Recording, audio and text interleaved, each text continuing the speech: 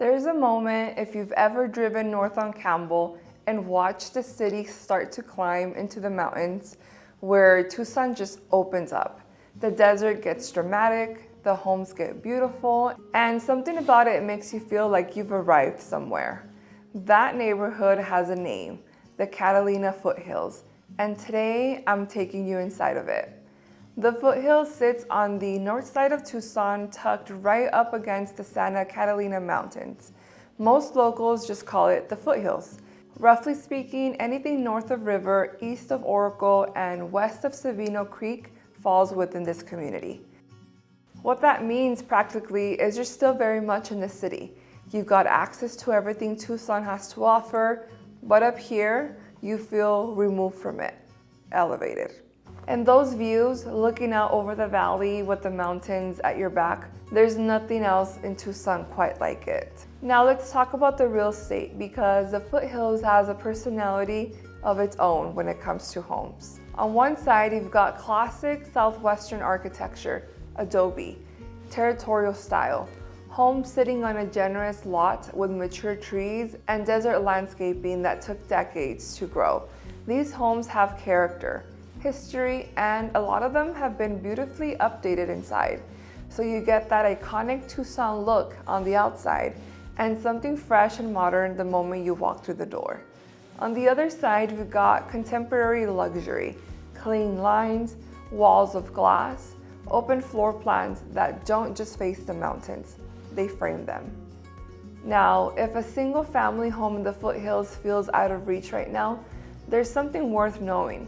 There are townhomes and condos and luxury subdivisions up here that give you access to the same lifestyle, the same zip code, the same schools at a more accessible price point. That's actually a really smart way to get into this market. And in real estate, getting in is what actually matters. Outside your front door, the Foothills delivers. Sabino Canyon is right here, one of the most stunning natural spaces in all of southern Arizona.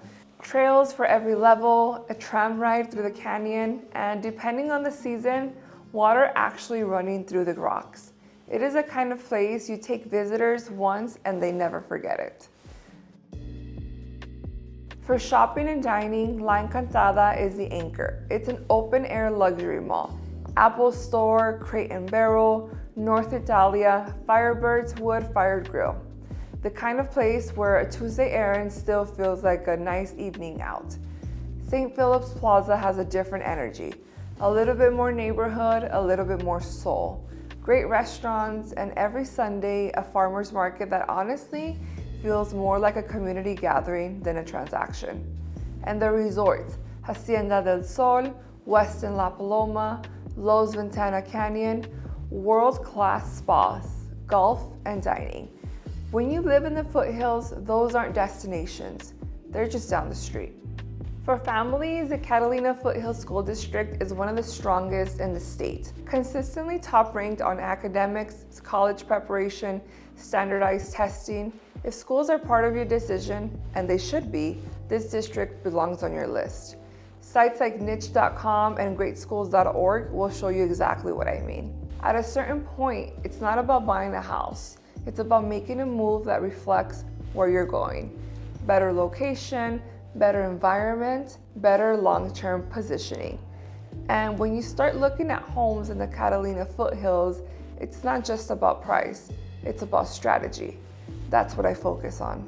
My name is Cynthia Gomez, a local real estate agent here in Tucson, Arizona. If you have more questions about the Foothills or questions about how to start your relocation to the area, please give me a call. I'll be happy to help.